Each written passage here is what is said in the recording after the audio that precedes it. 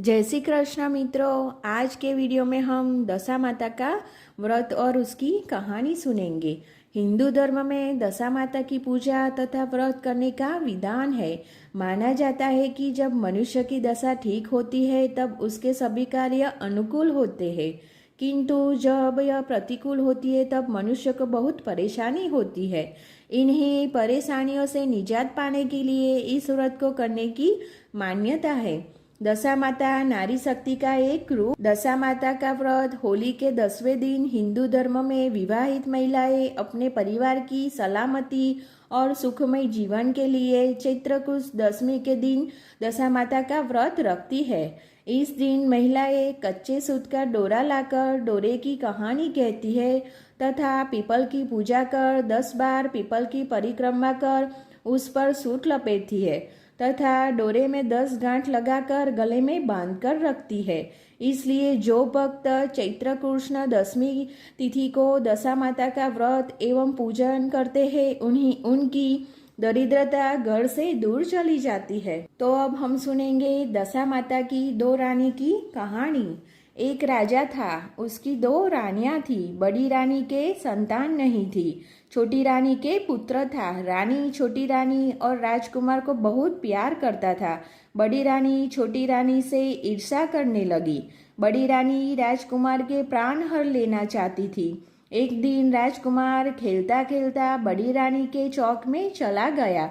बड़ी रानी ने राजकुमार के गले में एक काला सांप डाल दिया। छोटी रानी दशा माता का व्रत करती थी। राजकुमार दशा माता का ही दिया हुआ था। दशा माता की कृपा से राजकुमार के गले में सांप बिना नुकसान पहुंचाए चला गया। दूसरे दिन बड़ी रानी ने लड्डुओं में जहर मिलाकर राजकुमार को खाने के लिए दिए। राजकुमार जैसे ही लड्डू खाने लगा तो दशा माता एक दासी का रूप धारण कर आई और राजकुमार के हाथ से लड्डू छीन लिए। बड़ी रानी का यह वार भी खाली गया। रानी को बड़ी चिंता हुई कि किसी भी तरह से राजकुमार को मारना है।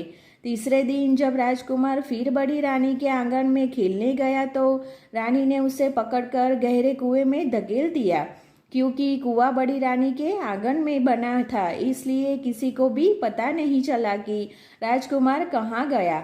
लेकिन जैसे ही बड़ी रानी ने राजकुमार को कुएं में धकेला तो दशा माता ने उसे बीच में ही रोक लिया। इधर दोपहर हो जाने पर राजकुमार के न लौटने पर राजा एवं बड़ी रानी को चिंता होने लगी। दशा माता को भी इस बात की चिंता हुई। राजकुमार को उसके माता पिता के पास किस प्रकार पहुंचाया जाए। राजकुमार को तलाश करने वाले कर्मचारी निराश होकर बैठ गए। राजा एवं छोटी रानी पुत्र के शोक में रोने लगे। दशा माता ने भिखारी का रूप धारण किया और राजकुमार को गले से लगाया। राजद्वार पर पहुंची, वह राजकुमार को एक वस्त्र में छिपाए हुए भिक्षा मांगने लगी। सिपाहियों ने उसे दुत्कार कर कहा, तुझे भिक्षा के पड़ी है और यहाँ राजकुमार खो गया है। सारे लोग दुख और चिंता से व्याकुल हो रहे हैं। इस पर दशा माता बोली, भाइयों, पूर्ण का प्रभाव बड़ा ही विचित्र होता है। यदि मुझे भिक्षा मिल जाए तो संभव है कि खोया हुआ राजकुमार तुम लोगों को मिल जाए। यह कहकर वह देहरी पर रखने लगी। सिपाहियों ने उन्हें आगे बढ़ने से रोका। उसी समय दशा माता ने बालक का पैर वस्त्र से बाहर कर दिया।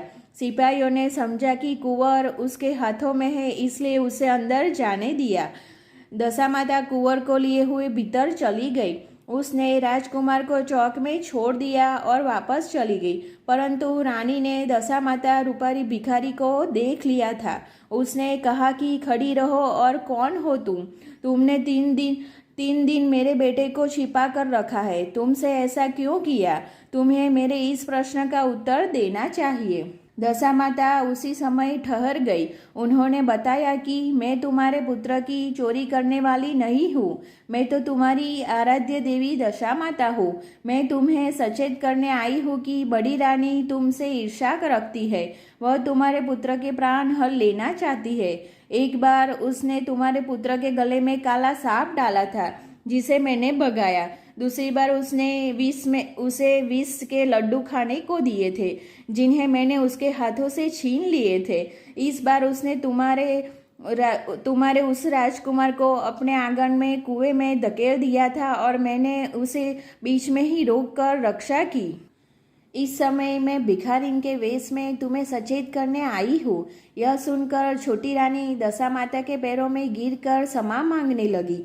छोटी रानी विनती भाव से बोली, जैसी कृपा आपने मुझ पर दर्शन देकर की है, मैं चाहती हूँ कि आप सदैव इस महल में निवास करें।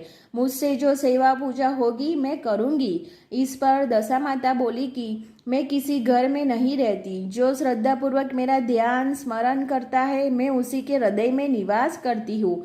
मैंने तुम्हें साक्षात दर्शन दिए हैं, इसलिए तुम सुहागिनी को बुलाकर उन्हें यथाविधि आदर सत्कार के साथ भोजन कराओ और नगर में ढिंढोरा पिटवा दो कि सभी लोग मेरा डोरा ले और व्रत करें। इतना कहकर दशा माता अंतर ध्यान हो गई।